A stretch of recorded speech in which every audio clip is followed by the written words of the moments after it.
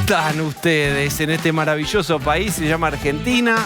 Está en algún lugar misterioso en donde se repiten las patologías, y si me pongo serio quiero decir, se repiten las patologías, ya no en forma de pregunta sino de afirmación. Las patologías sociales, delincuenciales, sí, ya no digamos robos, pirañas, no busquemos eufemismos, hubo saqueos, hubo alguna pequeña réplica esta mañana también, y sobre todo lo que vino es el debate acerca de la interpretación de cuáles son las causas y quiénes están detrás de estos saqueos que ocurrieron. El propio gobernador Axel Kicillof confirmó más de 150 focos en la provincia de Buenos Aires, con lo cual es un fenómeno que hay que observar muy de cerca. ¿Qué refleja una situación social? ¿Es pasto seco? No alcanza con pasto seco. Tiene que haber alguna suerte de organización que esté, además por el modus operandi, todos de determinada edad, atacando en grupo. Es decir, hay algo ahí que va a haber que descifrar en una Argentina que está sumamente deteriorada y muy compleja. Voy a presentar a quienes me acompañan. Está Ceci Bufflet, ¿cómo estás? ¿Cómo le va? Pablo de León, ¿cómo está? ¿Cómo te va?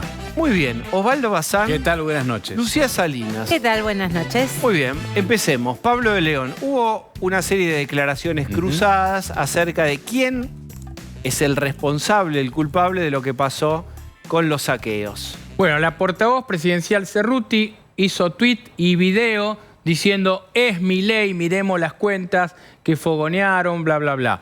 Hubo una presentación judicial y hoy a la mañana Aníbal Fernández dijo, a mí no me consta nada de Milei. Y Aníbal Fernández es el ministro de Seguridad de este gobierno. Hubo mucho enojo por Aníbal porque dijo, ¿por qué sale a decir esto? Después hablabas con los intendentes del conurbano y se decían, ¿por qué esto pasó en la primera sección electoral y no en la tercera, en la más populosa? Empezaron las sospechas en expertos en este tipo de cosas, claramente sorprendidos por ver de dónde aparecían estos perfiles de Facebook que llamaban a saquear. Y el más sorprendido de todos era Massa, que fue a Estados Unidos, que hoy venía con la gran noticia de arreglar con el fondo, de que traía plata para los grandes anuncios que se vienen, y el ministro candidato estaba en Estados Unidos donde le preguntaban por los saqueos. En el medio de todo esto, un presidente que finge demencia y una vicepresidenta que está, en términos políticos, ausente, desaparecida. Bien, veamos un mapa con los saqueos e intentos de saqueo. Ahí están. Miren la cantidad de lugares en donde esto se produjo. Ballester, Villa Libertad, Billinghurst, Don Torcuato, Alberti, José Cepaz, y siguen los no éxitos. Por ¿no? eso Matadero, San Nicolás. Es interesante ver acá lo que yo te decía. Pero Tigre, Merlo, Moreno. Primera sección Derqui, electoral es Pilar, esto, Derqui lo dijimos ayer, Loma Hermosa. Esto es primera sección electoral. No es La Matanza, no es Loma de Zamora, no es Almirante Brown, no pasó nada ahí. ¿Dónde sí? En Tigre, que es el lugar natal políticamente. En realidad empezó en San Martín, pero se afincó en Tigre con un proyecto político. Pero después José Cepaz, Escobar, se preguntaban ¿por qué en estos lugares y no en la tercera? ¿Cuál es qué estamos queriendo decir cuando en la tercera no y acá sí? ¿Cuál es la hipótesis? Algunos dicen que en la tercera está mucho más armado la contención social y por eso no pasó. Y eso no es así. Los intendentes trabajan, pero los que contienen en los lugares más problemáticos es la ayuda nacional, con lo cual hay muchas sospechas. Y hoy muchos intendentes a mí me decían, hay que averiguar, ver el IP y todo eso y ver de dónde salen los perfiles. El IP es el documento de identidad de tu máquina. Exactamente. De dónde haces redes. Si a vos te llegaba una convocatoria por perfil de Facebook que decían que eran todos falsos, bueno, ver quién los creó, ¿no? Estos hackers que en un momento nos lo contaba Lucía, de que uno en Misiones hackeaba hasta la Corte Suprema. Las esperanzas de que se pueda investigar esto es muy difícil que llegue. Lo que decían los intendentes llamaron y fogonearon al lumpenaje. Acá no era gente pobre, muerta de hambre, que salió por necesidad. Bueno, hay muchas sospechas y por eso en el gobierno están señalándose, porque los intendentes de la primera miran al resto, porque Aníbal Fernández desmiente a la portavoz presidencial, porque algunos en la Casa Rosada te decían, la portavoz no coincide con el presidente en esto. Y el presidente, obviamente, vuelvo a decir, habló en Neuquén, ajeno a todo, fingiendo demencia una vez más. Bien, lo que vemos es un gobierno que es muy golpeado por la situación económica, por las urnas. El gran golpe, además de la inflación, fue la urna. Entonces lo que ves es la atomización máxima. Cristina en silencio, Alberto Fernández que se la juega y le dice, yo estoy de presidente, no de candidato, que se ocupe el candidato. El que es candidato está tratando de mostrar algo de estabilidad en Estados Unidos, pero en Estados Unidos le preguntan por los saqueos. Todo esto explotado es hoy el gobierno. Hubo o había 94 detenidos, Lucía Salinas, hasta hace algunas horas se actualizó ese número. Sí, porque se erradicaron alrededor de 28 causas penales en la provincia de Buenos Aires, distribuido en las distintas fiscalías, según la localidad en la que se realizaron estos saqueos, estos robos a comercio. Y a lo largo del día la justicia fue liberando a algunas personas que posiblemente no estaban del todo involucradas y a esta hora, según actualizan las fuentes judiciales, son 63 las personas detenidas. ¿Cuántas? 63 personas detenidas. Está bien, liberaron. Exacto. Entonces a 31, si me da la matemática. Hay 63 detenidos, 63 imputados, que se les atribuye el delito de robo, en algunos casos el delito de resistencia a la autoridad y también el delito de robo en banda, que es el que tiene mayor pena porque va de 3 a 10 años en Poblada, le dicen. No es escarcelable. Exactamente, perdón. No es escarcelable entonces. Depende el rol que hayan cumplido y además las penas se pueden agravar si le suman más de un delito. Si a ese delito se le suma la resistencia a la autoridad o el uso de algún elemento que pueda ser considerado como de mayor violencia. Ahora vuelvo a vos. Fíjense, Axel Kicillof, gobernador de la provincia de Buenos Aires, habló al respecto. Lo que ocurrió son hechos comprobables, que hubo muchísima movilización a través de redes sociales, de grupos, incluso de redes oficiales de algunos dirigentes políticos, hablando de temas que no habían ocurrido de ninguna manera. Escuchaba también luego al gobernador de Mendoza, quiero destacarlo, el gobernador de Mendoza decía exactamente lo mismo, que hay que actuar con mucha responsabilidad en esto, no difundir, no fomentar, no acompañar cosas que muchas veces no son reales. Y luego que se restableció anoche la paz y se llevó detenido a quienes se encontró cometiendo delitos graves. Bueno, Axel Kicillof con muchos cabos sueltos, sin atar, sin una hipótesis firme, más describiendo elementos que ya con una investigación profundizada. Está, por ejemplo, Cristian Ritondo con nosotros, que fue ministro de Seguridad de la provincia de Buenos Aires. ¿Cómo estás? ¿Qué tal, Diego? Bien, ¿qué es esto o qué sería esto? Primero, una ausencia de gobierno absoluto. No tenemos presidente, no tenemos vicepresidente. El candidato está en Washington, el gobernador está reunido con 50 intendentes mientras hay saqueos en la provincia de Buenos Aires. Lo niegan por comunicados, mientras todos veíamos que en José de Paz estaban entrando, saqueando el día.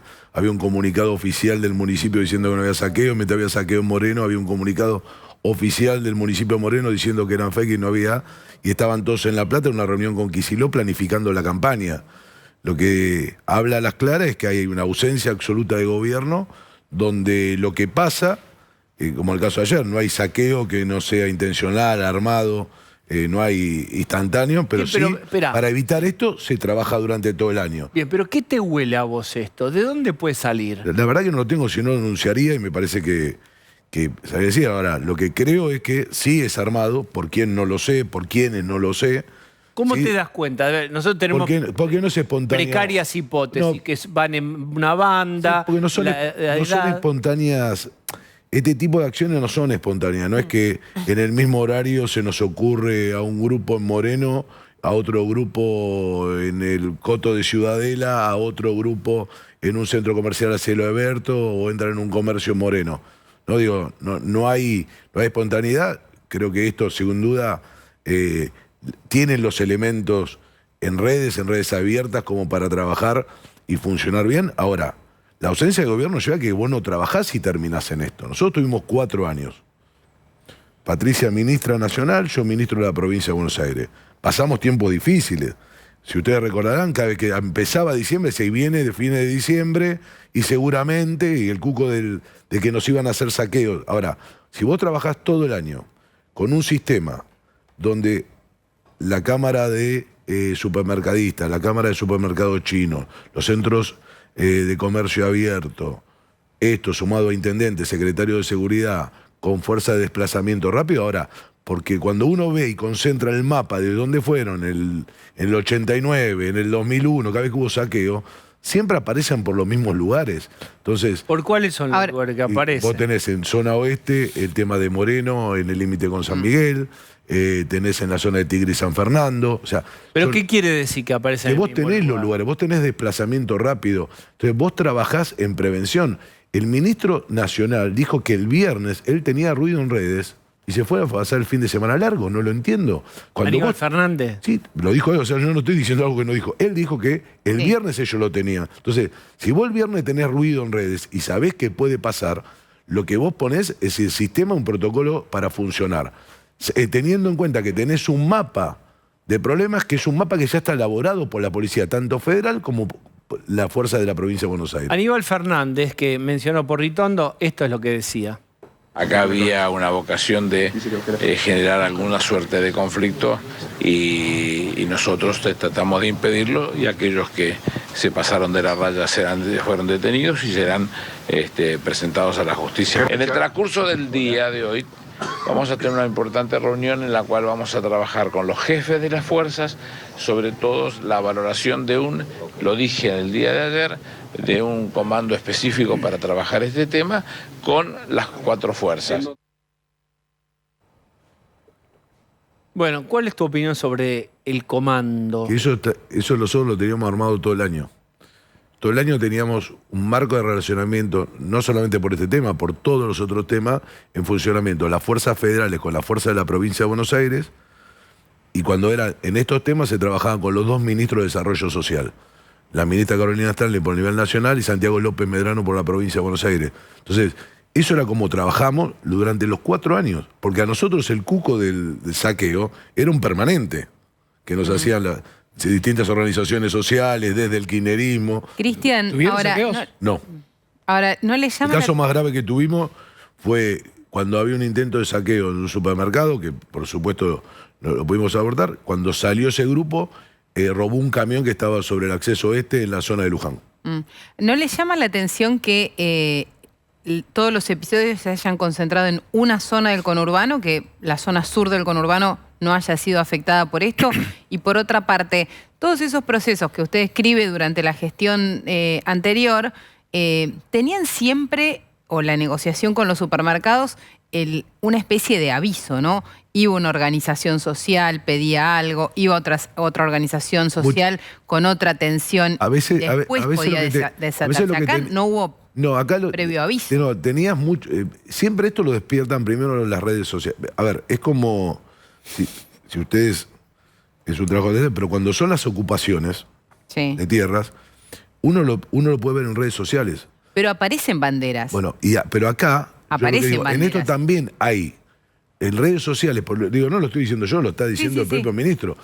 En redes sociales ya estaba la semana pasada. Bueno, déjame saber algo. Sí. Suponete que detectás algo, tienen gente mirando redes. Suponete que ves un patrón, invitaciones a... ¿Qué hacen? ¿Cómo es el procedimiento de la Fuerza de Seguridad sobre eso y cuánto tiempo tardan en llegar? A ver, lo primero que haces es tienes puntos de desplazamiento rápido. O sea, primero cubrís con efectivos de la policía de la provincia de Buenos Aires, móviles rápidos, generalmente en motos, que circulan por el lugar, detectan si hay grupos, si se están juntando en algún lado, ponés en alerta el sistema de cámaras que tiene ese municipio para que detecte y te reporte. Y desde ahí vos lo que tenés es un mapa de la provincia de Buenos Aires. Tenés lugares de desplazamiento rápido de fuerzas federales, por decirte algo. En zona Matanza y demás tenés gendarmería, porque teníamos 2 lugares de gendarmería, uno que está sobre la Richeri, que todo el mundo la conoce cuando pasa por la escuela, y otro que estaba en la parte de Puerta de Hierro, que estaban concentrados. Si era en La Plata tenías Policía Federal, si era en Quilmes tenías Prefectura. Te llevo otra vez un paso antes. ¿El monitoreo de redes es lo mismo que el famoso ciberpatrullaje que en un momento fue discutido, cuestionado? ¿Es eso? Sí, porque es redes abiertas, es al que vos tenemos acceso, que tenés acceso vos, cualquiera de nosotros, y nos podemos mirar redes sociales. Por supuesto, pero Nada digamos, más que ¿cómo es el observatorio de redes lo sociales? describís con palabras. Sí.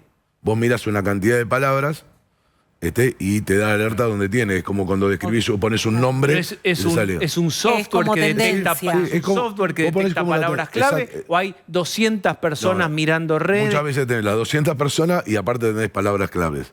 ¿Sí? Con un software que va mirando y te va dando alerta. Que si vos pones, no sé, bomba, ¿no? Aparece bomba, podés describir de alguien que fue como un elogio y otra cosa que alguien haga una amenaza en una Lo que red pasó abierta. el fin de semana en Mendoza, en Córdoba y en Neuquén, ¿no funcionó como bandera Claro, roja? no, da preaviso eso.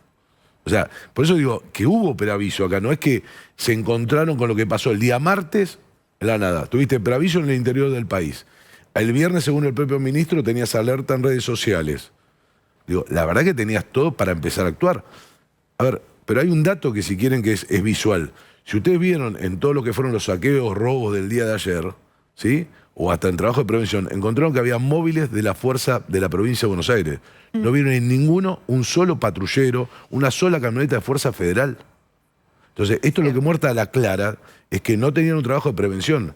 Y hacen un comité que es posterior. En realidad eso es un trabajo permanente. El problema que hay, y que no lo dicen, es que Aníbal Fernández y Sergio Berni solo se muestran para la foto de vez en cuando hay una crisis, Ahora, porque no Ricardo, trabajan en forma conjunta. Hoy habló Larroque, que es el ministro de Desarrollo Social de la provincia, y dijo, para ver qué pasó acá hay que ver quién se benefició. Y se refiere a que la que se benefició fue Patricia Bullrich, con quien vos trabajás políticamente, porque de esto sale a mostrar que ella es el orden ante eso. ¿Qué le respondés vos desde el espacio de Bullrich a Larroque, que dice hay que ver quién se benefició y la que se benefició es Bullrich? Primero, que es ministro de Desarrollo Social de la provincia de Buenos Aires, se tendría que preocupar por no tener este sistema de alerta a él, ¿no? El segundo tema no es que nosotros creemos quién se beneficia. Claramente nosotros somos el orden versus el caos que representa este gobierno, y del caos no se sale con más caos, se salen con orden. Entonces no es una cuestión de beneficio. Nosotros podemos decir lo que hicimos durante 4 años, no lo que prometemos que vamos a hacer. Fuimos responsables de cada una de las áreas y podemos hablar por lo que hicimos.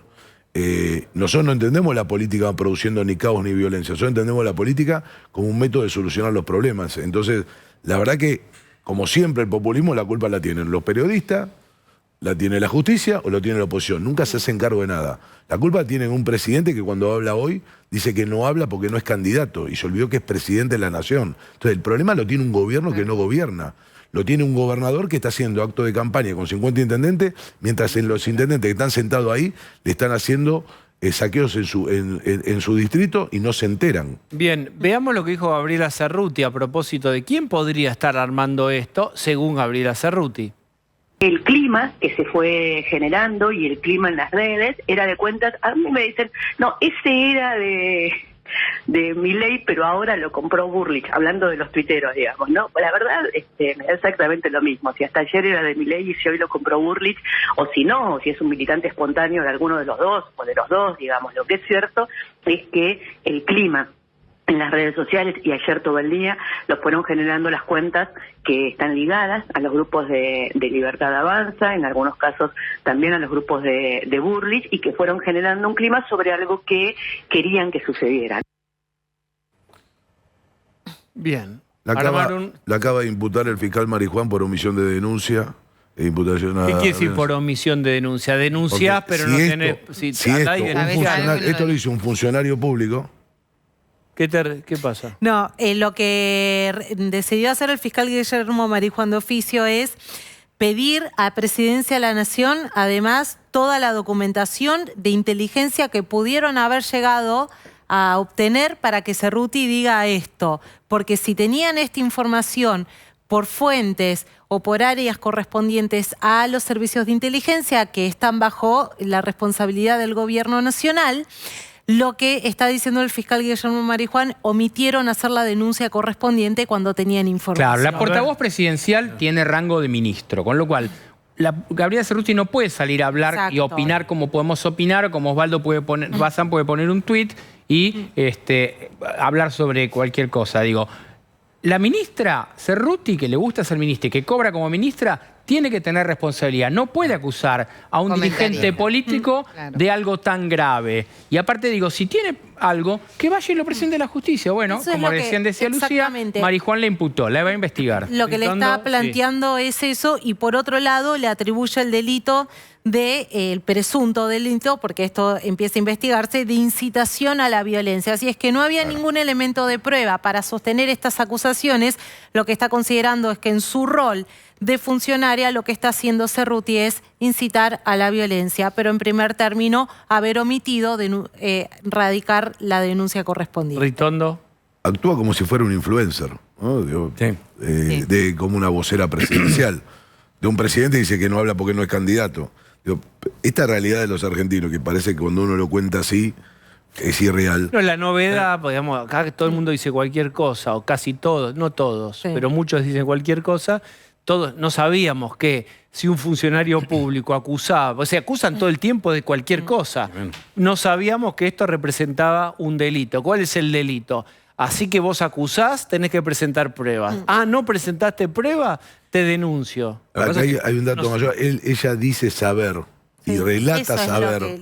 Ella relata saber que eran de cuentas, que era de acá, que era allá. Entonces, ella está haciendo una imputación sobre algo, no está poniendo haciendo un duda. comentario. Claro. Está haciendo un comentario. Claro. No es una valoración o una descalificación hacia un dirigente político. Ella está diciendo que hay elementos suficientes para responsabilizar a estos dirigentes políticos. Tengamos en cuenta que debe ser muy difícil ser vocera de un gobierno que no existe, porque no hay presidente, no hay vicepresidenta, no hay ministro del Interior, no hay jefe de gabinete, ninguno de ellos ha hablado. Digo, no hay ministro de Desarrollo Social. Digo, es cierto. Que tanto es real lo que dijo Osvaldo, y es un problema, porque digamos, el horno no está para bollos, se necesita un timonel.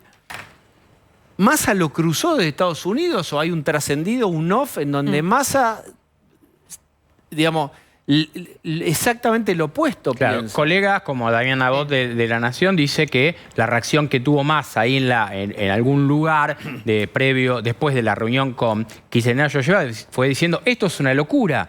Y hace un rato Massa habló delante de los periodistas de una conferencia de prensa, la cual él intentaba capitalizar, que consiguió 7.500 millones de dólares, dijo que instruyó a la parte de industria de su ministerio a que se contacte con los comerciantes que tuvieron pérdidas y se les dé una plata no reembolsable. Después hay que ver, subsidio. Claro, hay que ver las características de cómo te lo devuelven o cómo lo probás, cómo probás los daños. Un subsidio. Para que te den, para que te permitan al comerciante que perdió devolver la plata. Ahora explica bien las características de Cecilia, pero el ministro de Economía y candidato está diciendo, no, lo que tenemos que hacer es ayudar a la gente y después ver. Bueno, Cerruti se metió como no hay nada, y dice él, ella se cree que es la jefa de gabinete y la titular de la AFI, y la verdad que no lo es. Bien. Sí, Massa dijo desde la conferencia de prensa en Washington, cuando le preguntaron por esto, que le instruyó a la Secretaría de Industria a dar un subsidio no reembolsable, es decir, un dinero que no va a haber, no es un crédito, es un subsidio de 7 millones de pesos o hasta 7 millones de pesos para todos los comerciantes afectados en esta situación, en las provincias afectadas, que tengan la denuncia policial hecha para que repongan mercadería y capital de trabajo. También dijo que si había un instigador, lo tenía que definir la justicia. Se despegó de esa idea y de la idea... Bueno, la clave de lectura de Cerruti, hace mucho tiempo que es la derecha como un significante que alberga la suma de todos los males, y me parece que también la escasez de interpretaciones alternativas hace que no hayan leído que se venía un montón de votantes de ellos cruzándose a Milei, por ejemplo. Pero ahí déjame agregar un solo datito. Hay otra cuestión que puede complicar a Gabriela Cerruti, que es si efectivamente esos informes de inteligencia existieron, se realizaron, se confeccionaron para ver si iba a haber saqueos o alguna información respecto a los saqueos que sí se produjeron, y no se hizo nada, también le puede caer el incumplimiento de los deberes del funcionario público. Con claro, lo cual, está no mal es en cualquiera de las dos gratuito. posiciones. Si hay un informe, está en una posición equivocada. Sí. No sé si delito es la palabra, pero hizo algo que no correspondía. Y si dijo eso sin ningún sustento, también es. En todo caso, nadie le pide la renuncia porque no hay quien se la pida. Bien. Ritondo, ¿qué piensa finalmente con respecto a esto? Que es muy difícil un gobierno que hasta niega los saqueos que pueda solucionar el problema. Si vos Niega, negás, pero después le da plata. Claro. si vos negás, como negás ayer, ¿cómo vas a solucionar algo que negás que existe? Pero digamos, Y cuando existe, la culpa es de otros o son de las redes sociales. La culpa de lo que está pasando es que no tenemos gobierno. La culpa de lo que está pasando es que nadie resuelve un tema, nadie se hace cargo ni para dar respuesta. O sea, hoy cuando vemos la respuesta de Kicillof un día después, es una respuesta light.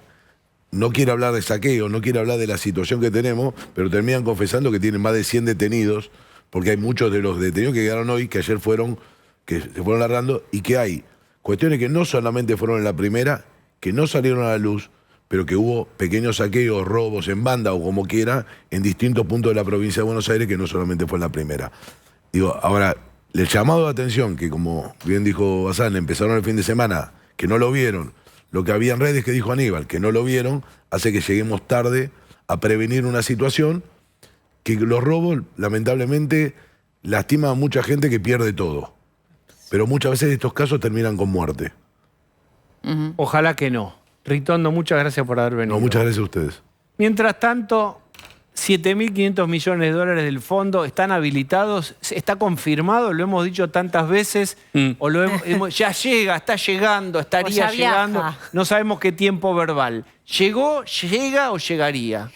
Llegó, se hizo la transferencia y ahora llegó una parte. Finalmente hoy el board del Fondo Monetario, el directorio, donde están sentados todos los países, aprobó la revisión quinta y sexta, la revisión que correspondía en junio y la revisión de septiembre del Fondo Monetario de las cuentas de la Argentina, con muchos perdones para la Argentina que incumplió todos los compromisos que tenía y con un desembolso completamente limitado a los 7.500 millones de dólares de rigor que necesitaba la Argentina. ¿Para qué? Primero, para pagar todos los créditos puentes que tuvo que tomar para pagar los vencimientos que había entre fines de julio y principios de agosto. ¿Cuánto le va a llegar al Banco Central o llegó al Banco Central? 3.500, 4.000 millones de dólares, porque primero se le pagó a Qatar, a China y a la CAF, a la Corporación Andina de Fomento, los créditos que nos ¿Se habían sabe dado a hasta cuánto, acá? para devolverle al fondo un préstamo, hubo que pedir préstamos? ¿Se sabe a qué tasa nos prestaron para devolverle a quien nos había prestado? Cada uno de esos créditos tiene una tasa distinta. El que tiene una enorme incógnita es el crédito del swap con China, que además no termina de estar claro si fue parte del segundo tramo del swap con China, si fue un préstamo extra directo ¿No al debería fondo ser eso y demás. de acceso público a la información pública? Yo creo que debería ser completamente transparente. El gobierno argumenta que hay cláusulas de confidencialidad. Solo dice que es un tipo de tasa, se llama tasa Shibor, creo que es exactamente el nombre, pero tiene un sobrecargo adicional que no lo podemos conocer.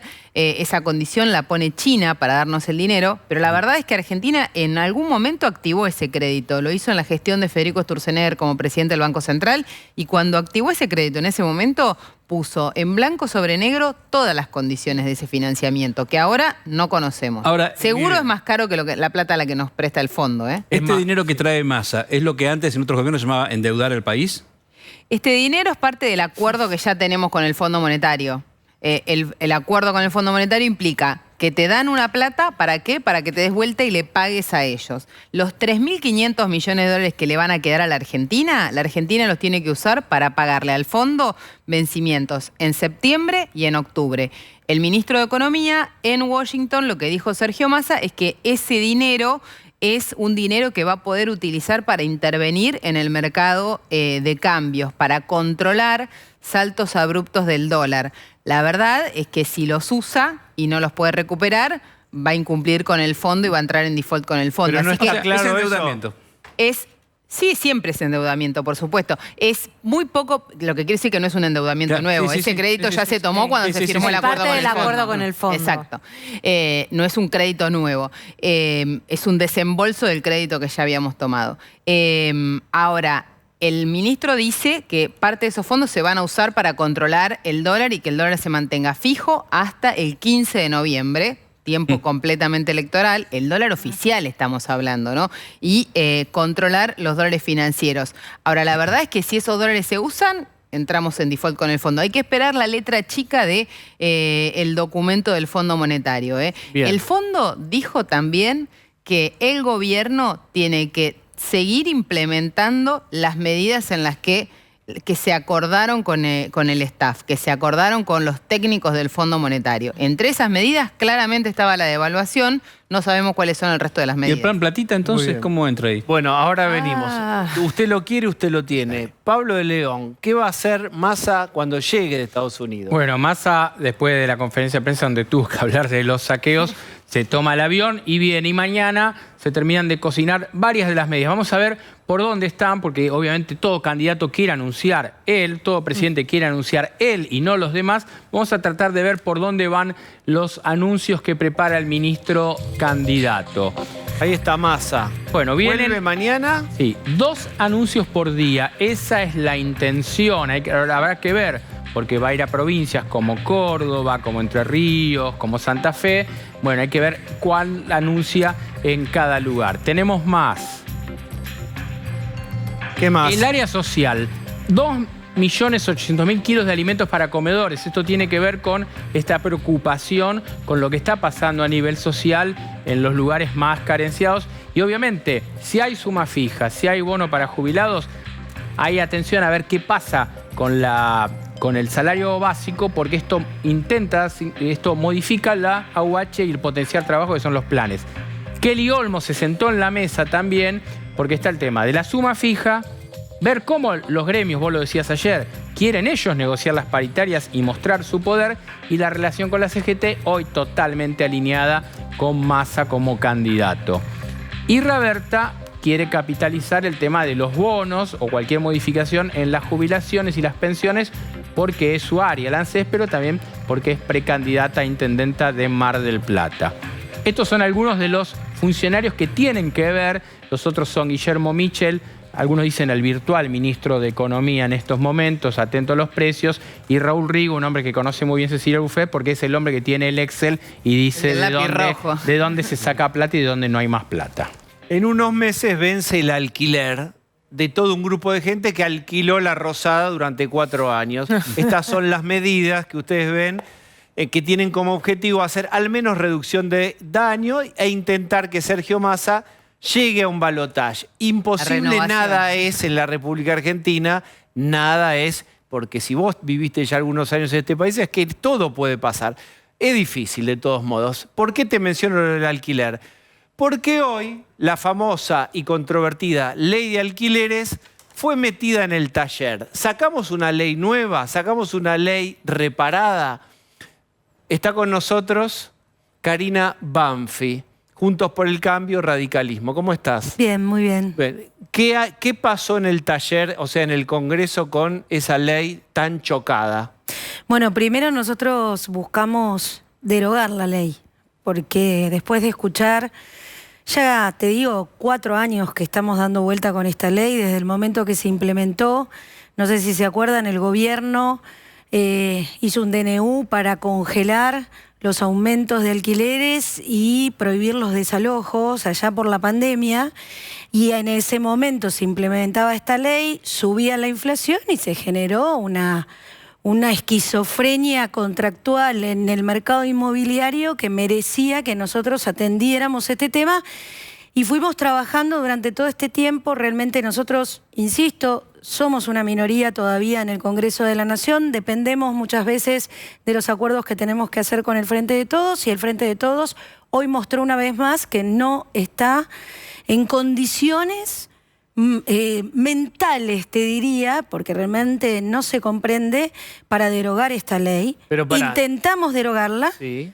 y no tuvimos el acompañamiento de ellos, por lo tanto perdimos ese momento de la votación y ahí nosotros insistimos con unos dictámenes que teníamos de hace 1 año y medio, en donde buscamos derogar los 2 artículos conflictivos, que es el periodo de contratación, Ahora es 3, pasarlo de 3 que vuelva a 2, y que el sistema de ajuste periódico que tienen estas leyes en función de la contratación continua, que en vez de 1 año vuelva cada 4 o 3 meses. que sea en vez de 1 año, que acuerden las partes con un piso de 4 meses y que elijan algún sistema indexatorio al inicio del contrato. Pero espera, digamos, ahí son 2 cláusulas fundamentales. ¿Qué es lo que vos contás que lograron? ¿Ya se modifica la ley? Tiene media sanción y acaba de pasar al Senado. Logramos el número, logramos la votación y bueno, cuando se quiere se puede. No sé cómo Pero explicar. yo no te veía la cara y no sabía si traías buenas, medianas o malas noticias Mirá, para los que... La mejor noticia para todos los inquilinos y los propietarios es haber podido derogar esta ley en su totalidad, volver al Código Civil y que realmente se ordene todo el sistema económico de la Argentina para después ver cómo se insertan estos contratos continuados que se ven muy afectados con el nivel inflacionario de 3 dígitos que tenemos hoy a nivel anual. Si esto que votaron en diputados se replicara en el Senado, ¿se arregla lo suficiente la ley aunque no esté derogada? Y bueno, es una no buena... lo mejor, pero... Ahí sale andando. Exacto, se liberó, se sacó el corset que se había puesto en el 2019 y lo que ahora hacemos, y principalmente el artículo del ajuste, la gente va a poder, los propietarios y los inquilinos, ver en función de sus posibilidades cómo mejorar esa situación de lucro que tiene el propietario, que hoy está atado a 12 meses que no le aumentan con una inflación que te aumenta mensualmente y que lamentablemente la decisión por lucro lo que tiene que hacer y lo que ha sucedido es aumentar en el precio inicial. Totalmente. Y Entonces, déjeme saber, ¿quién me puede contar? Exactamente. ¿Quién puede saber de ustedes con la bola de cristal o la lectura política qué puede pasar en el Senado? Bueno, a priori, si vos mirás los números, a la realidad de hoy, diría que no podría salir, que el kirchnerismo controlaría esto. Ahora, hay matices, hay momentos, es un tiempo electoral, con lo cual en la oposición, concretamente en Juntos por el Cambio, algunos tienen la esperanza de que algún gobernador del interior no acompañe porque pueda ver que hay algún costo político, no hay acuerdos, hay enojos, hay situaciones que siempre gobernadores que piden partida de dinero y no se las mandan. Bueno, en medio de todo esto, quizás la oposición pueda lograr el número para aprobarla. Igual siempre recuerdo que la instancia del presidente tiene el veto, así que ojo. El veto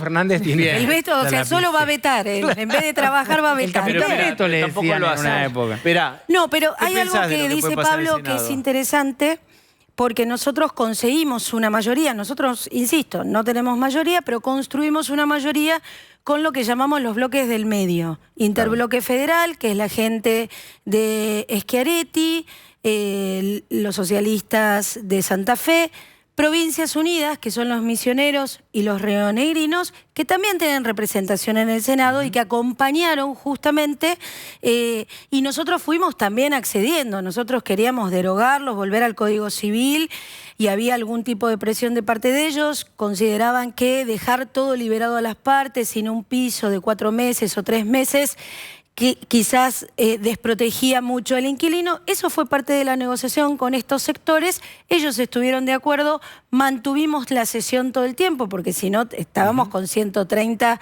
diputados justos, y eso realmente debería ser un compromiso que se repita en el Senado. ¿Y qué pasó con Milei y sus diputados? ¿Cómo votaron? Mirá, para nosotros fue una sorpresa, porque él firmó la nota para que hoy tuviéramos la sesión de derogación de la ley. Nosotros buscamos al inicio la derogación, lo perdimos porque lo obstaculizó el oficialismo, y cuando fuimos a votar la derogación de estos 2 artículos, pensábamos que contábamos con él, porque también la política es lo posible, no lo deseable. Claro. Y lo posible que podíamos hacer hoy es mejor de lo que había ayer, sí, claro, ¿no? Entonces pensábamos que íbamos a votar con ellos y él terminó votando con el kirchnerismo y con la izquierda.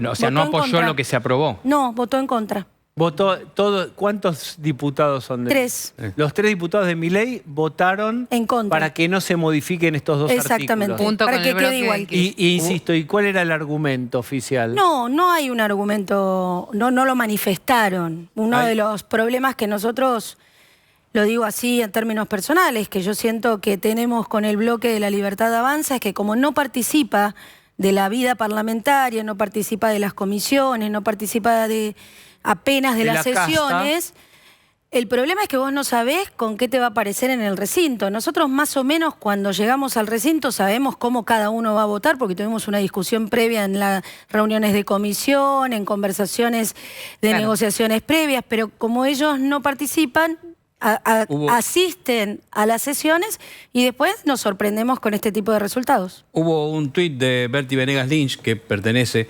a la agrupación de Milei, que dice: increíble que Juntos por el Cambio, logrando quórum para tratar la ley de alquileres que ellos mismos gestaron y por la que se sufre una brutal crisis habitacional, propongan modificaciones en vez de derogarla. Después me preguntan por qué a estos enfermos de la ingeniería social los califico de socialistas. Pero entró tarde a la tele, se olvidó la parte de...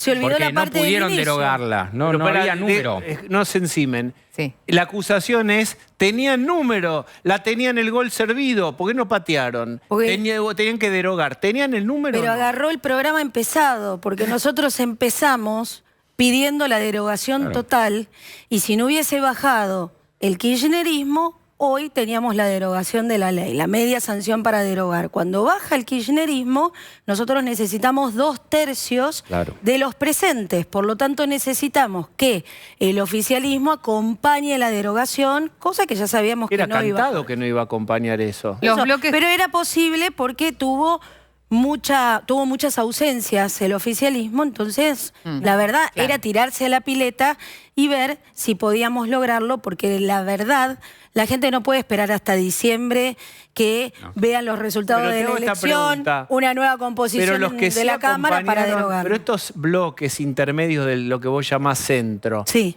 que acompañaron la derogación de 2 artículos, ¿no acompañaban la derogación de toda la ley?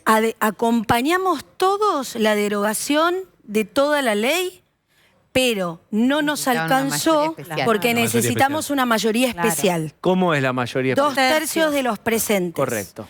¿Por qué? Pero es un dato interesante, me pasa que se vuelve muy técnico. Ellos no quieren tratar la derogación de la ley. Entonces ¿Quiénes? El oficialismo, que tiene mayoría y tiene mayoría en todas las comisiones. Entonces nosotros no podemos debatir la derogación en las comisiones para llevar al recinto con una mayoría, con lo que se llama simple mayoría. Con los que están presentes, el que gana, levantamos la mano, gana y listo.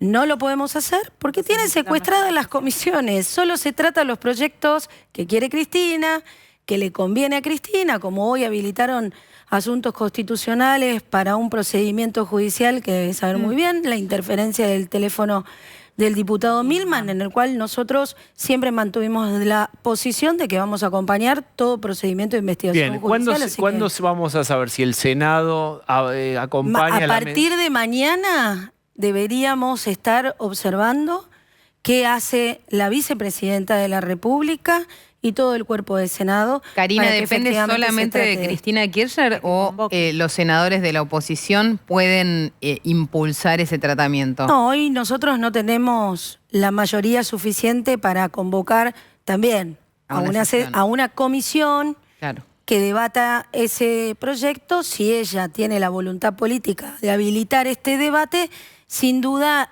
en una semana, 2 semanas se podría estar tratando. Hay que esperar la voluntad política de Cristina Fernández. Hay que esperar la voluntad política para que los inquilinos y los propietarios hagan un ganar-ganar en medio de una hay una particularidad inflación acá, como la que tenemos. Perdón, hay una particularidad acá. La verdad es que el hoy candidato a presidente del oficialismo, Sergio Massa, siendo diputado a fines del 2021, propuso suspender la aplicación de esta ley hasta que se cambiaran las condiciones.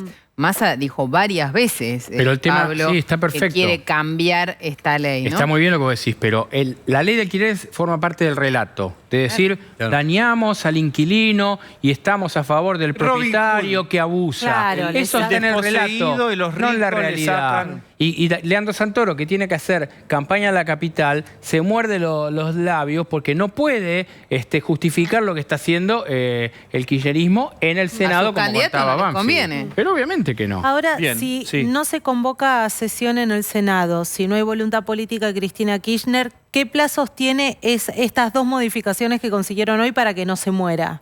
2 años. Bueno. Hacia el pasar al Senado tiene 2 años. Sin embargo, y esto yo lo dije hoy en el recinto, nosotros con una nueva composición de la Cámara, y espero que el 10 de diciembre podamos gobernar este país, y lo primero que vamos a hacer es derogar esta ley, buscar incentivos, primero acomodar la economía, tener crédito hipotecario en la Argentina, tener una moneda estable para que efectivamente podamos equilibrar o mejorar esta crisis habitacional que hoy sufrimos los argentinos, en donde el eje fundamental está en la crisis económica que tenemos, en la inflación. Si Karina, no estaríamos hablando de esto. Quiero preguntarte la última, pero subiéndome algo que vos comentaste, que cómo se procede a votar, cómo se acuerdan las leyes, las modificaciones. Patricia Bullrich y el bullrichismo, digamos, en esa semifinal, los que ganaron la semifinal, Horacio Rodríguez Larreta, confían mucho en que si llegan al poder van a poder hacer acuerdos con la gente de Milei, con La Libertad Avanza. Vos, como radical y con mucha actividad en el Congreso, ¿qué pensás? ¿Cómo sería esa convivencia y esos niveles de acuerdo con los diputados de Milei, por ejemplo? Mira, primero hay que ver cómo es esa composición. Hoy es difícil porque son 3, las minorías en un sistema democrático tienen un poder muy fuerte, la verdad es así, le pasa a la izquierda, digamos, son actores que te definen una elección. Te definen una elección. Le pasa que pero son van a los ser más de 3. cordobeses. Van a ser más de 3. Por eso, entonces al ser más de 3 también tienen otros niveles de responsabilidad, porque si vos no acordás en el recinto no sale nada. Eso es lo que hoy le pasa, por ejemplo, a Moró. Moró tiene uno de los antecedentes con menos sesiones en la historia del Congreso, y principalmente porque no ha quebrado los diálogos con los otros bloques, con los líderes de los otros bloques, para poder avanzar en temarios conjuntos. Así que yo creo que el sector de la Libertad Avanza va a tener un recorrido de gran aprendizaje de la política en los próximos años, que creo que está bueno para la democracia, porque va a entender mejor qué pasa con esto, que cuando vos votás con uno, cuando votás con otro, perdiste o ganaste, pero que en realidad muchas veces se contradice con lo propio que decís. Si querías ayudar a la gente, derogar y hacer que la cosa sea más flexible, no sé por qué terminó votando con el kirchnerismo. Karina Banfi, gracias. Gracias. Vamos a hacer una tanda, por favor. Muy bien, largamos, como siempre, son las 21, la hora que llega Rolo Barbano. ¿Cómo sabes que son las 21? Porque llega Rolo Barbano, es nuestro reloj humano. ¿Cómo le va? Ahí Muy está. buenas noches. ¿Cómo estás? Muy bien. Bien, nos metemos, obviamente, Rolo, con el tema de los saqueos, un montón de focos de saqueos.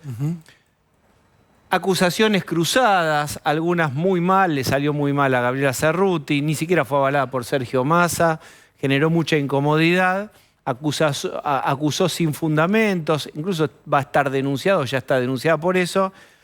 Pero, ¿se sabe, Rolo, quién pudo haber sido a esta hora? A esta hora no hay una explicación concreta. En mi experiencia, cuando hay una explicación concreta, hay que ir a buscar por el lado de gente en general vinculada a los servicios. O sea, cuando la policía no sabe por dónde viene esto, los punteros políticos no saben por dónde viene esto, los intendentes no lo tienen claro, hay que ir a buscar algún actor externo como incitador, no como las personas que fueron a cometer estos robos y estos saqueos. Y hay un par de elementos muy llamativos entre lo que ha actuado la policía hasta ahora. Hoy Kicillof decía, son 94 los detenidos. Es una cifra muy baja porque ellos registraron denuncias por al menos 150 hechos, intentos, no hay ni y siquiera también un consumados. detenido No por llegás a un detenido por episodio, y todos los testigos hablan de episodios donde mínimamente había 10, 20 personas saqueando.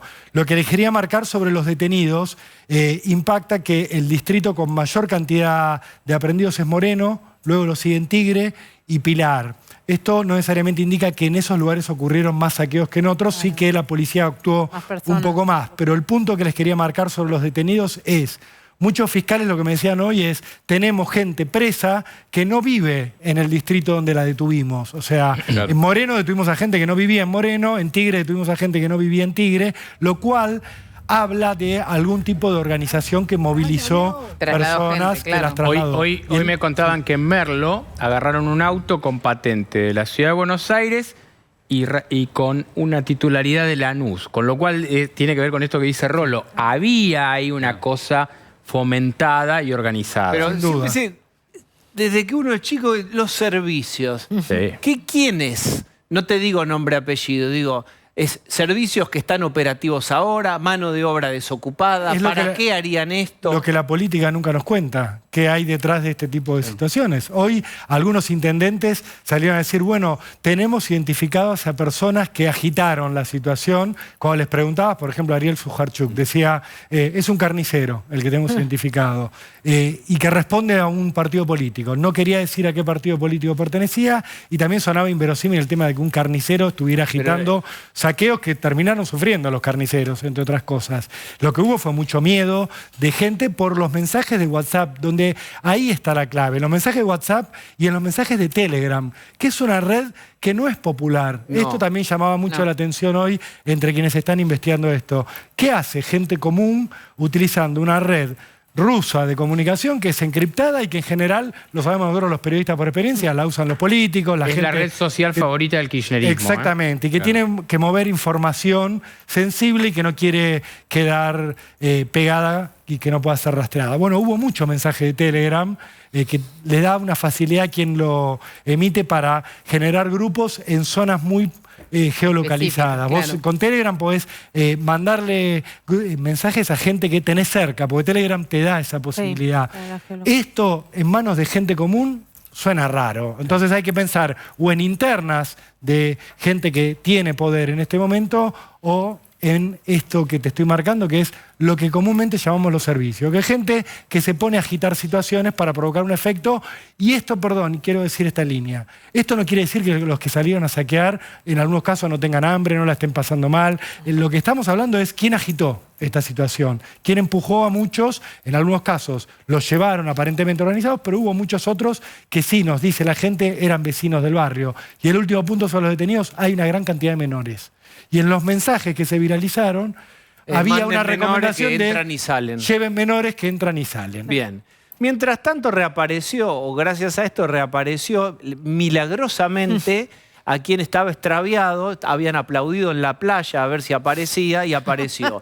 El presidente perdido, Alberto Fernández. ¿Qué dijo Pablo de León? Bueno, el presidente Alberto Fernández fue a acto de vivienda, es uno de los pocos rubros que puede ir, fue con el ministro Maggiotti, que lo acompaña. ¿Qué pasó? En Neuquén también hubo saqueos y el presidente iba a hablar, fíjate lo que habló. Hubo elecciones la semana pasada y todos están muy preocupados con mi agenda. ¿Qué estamos haciendo? ¿Dónde está? ¿Por qué no habla? Miren, básicamente no hablo porque no soy candidato, básicamente no hablo porque soy presidente y tengo que seguir trabajando y tengo que seguir resolviendo los problemas que los argentinos tienen y las argentinas tienen. Y como soy un demócrata, presto atención a lo que el pueblo dice cuando vota. Presto mucha atención. Bueno, más inquietante es esta última parte de su declaración. ¿A qué exactamente, qué escuchó Alberto Fernández que se replegó? ¿A qué significa que escuchó lo que se votó? Que hubo una decisión respecto del oficialismo que no le compete a él, que es el presidente. Es paradójico. Él desde diciembre del 2019 es presidente de la Nación y sin embargo Unión por la Patria, que le cambiaron el nombre porque el Frente de Todos que encabezó él, le tuvieron que cambiar el nombre. Bueno, él no tiene nada que ver. Y aparte porque tiene un ministro de Economía que hace campaña criticando a Martín Guzmán, que era su ministro de Economía. Y a él dijo, yo atajé la bomba, a mí me dejaron el muerto. Se refiere a todo, al PAC, Guzmán, Alberto. Está claro que Alberto Fernández, no hay que ser gran analista para darse cuenta que esto es un vuelto para todos los que lo sacaron del gobierno. Para Massa, porque él en un momento soñaba la reelección, después entendió a las patadas de que no podía ir por la reelección y obviamente como a todos no le gusta que hablen mal de él y está replegado. Bueno, esta es una excusa y aparte, la verdad, el argumento pobrísimo, es decir, no hablo porque no soy candidato, es el presidente de la nación. Bien, hay inquietud, incluso en medios más afines al oficialismo, con esta idea de, che, ¿dónde están los que nos tienen que guiar, orientar sobre qué decir? ¿Dónde está Cristina, por ejemplo? Entonces yo les abro, más allá de que conocemos un poco, haciendo la línea de la historia, el comportamiento de Cristina frente a hechos no favorables, es más evanescente, aparece y desaparece, y en estos desaparece. ¿Dónde está hoy la vicepresidenta? Porque están pidiendo muchos del kirchnerismo que ordene al menos qué estamos diciendo, el discurso. Cristina se fue después de las elecciones a Río Gallegos, volvió, se volvió a ir al Calafate el fin de semana, volvió y ella vive acá cerca, para la gente que no es de la capital, vive acá cerquita del canal de Constitución, y atiende en el Senado de la Nación reuniones todo el tiempo, con lo cual activamente está en la política y mañana te aseguro que cuando venga Sergio Massa va a ir a chequear las medidas con él, con ella. Claramente ella va a chequear las medidas porque quiere que lo acompañen. Algunos dicen que no se va a meter en la Nacional, pero que sí lo va a acompañar a Kicillof. Pero no tiene un tuit para acompañar este momento, para orientar, para... ¿Cuándo lo hizo? ¿Cuándo lo hizo? En saqueos anteriores ella bailó en la Plaza de Mayo con Moria Kazán, que me perdone el Frente Renovador. Cuando fue la tragedia de 11, guardó silencio y cuando habló, la explicación fue muchísimo peor. Néstor Cromañón se fueron a Santa Cruz. En este caso es un poco peor porque no solo no habla el presidente ni la vicepresidenta, sino todo el gobierno no está hablando, lo cual habla de un vacío de poder muy grande. Sí, por insisto, supuesto. el ministro, el jefe de los ministros, el ministro del Interior, el jefe de gabinete, no habla nadie, digo, no está... Habló Cerruti y no te alcanza, Osvaldo. Habló Cerruti y no te alcanza. La figura más importante que habló fue Cerruti. No, también habló Aníbal Fernández. Y quiero marcar esto. Y fue contradictorio con sí mismo y con Cerruti, porque Aníbal Fernández ayer decía fue Milei en Twitter y hoy dijo no sé quién está atrás.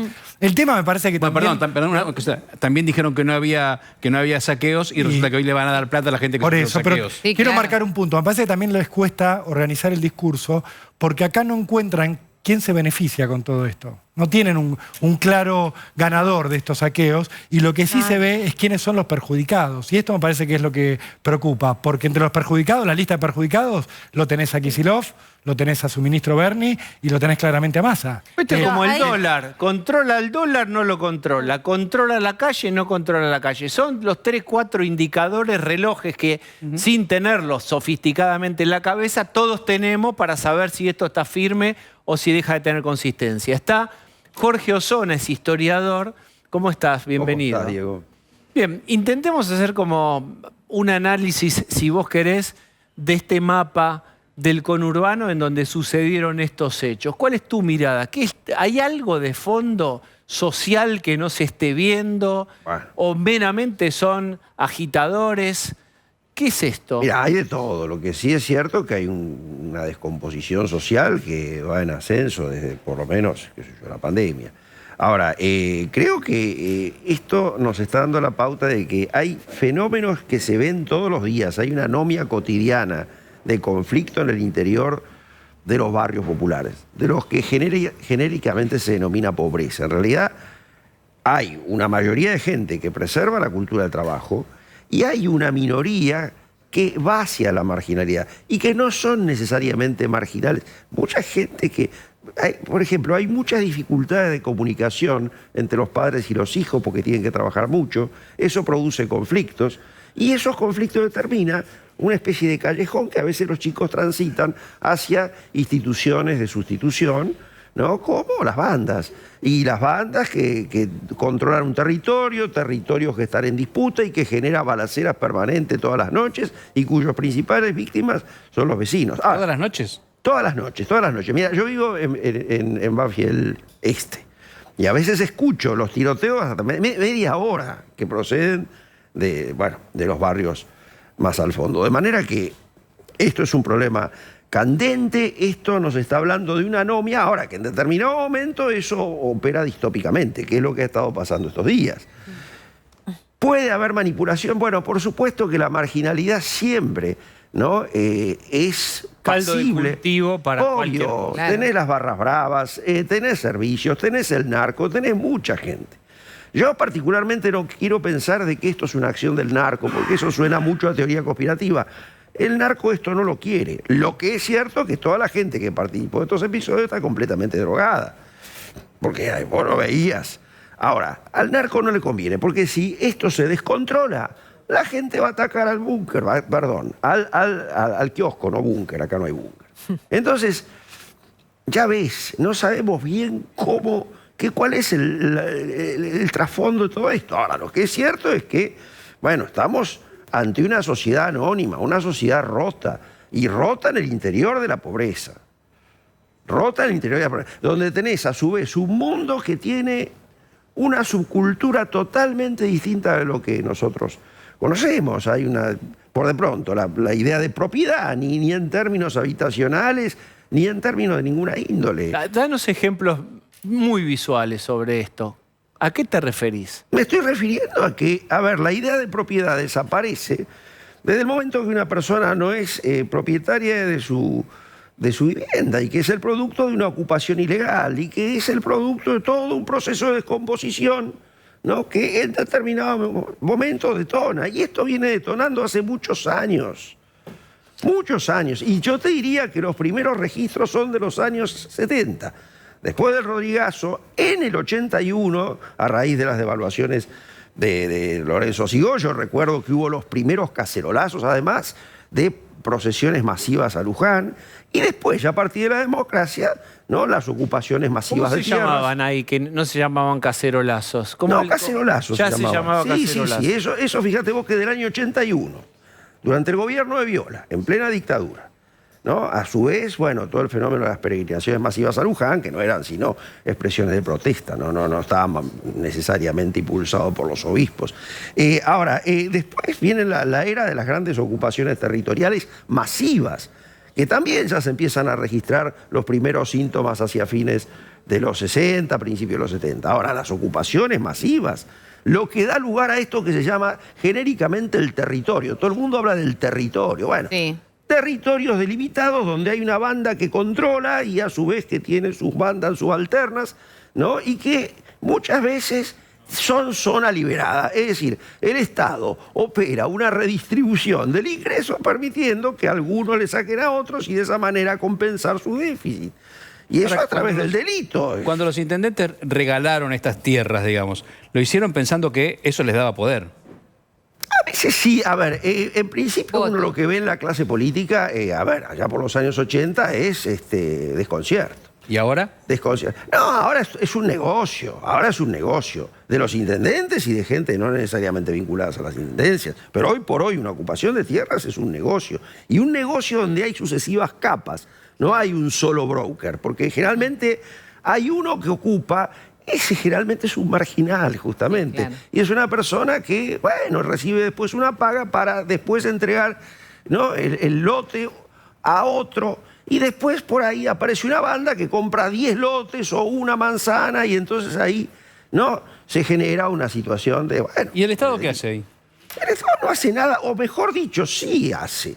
Porque el Estado ausente es la forma más obtusa de presencia pública. Es el Estado venal, el Estado que en el fondo auspicia esto.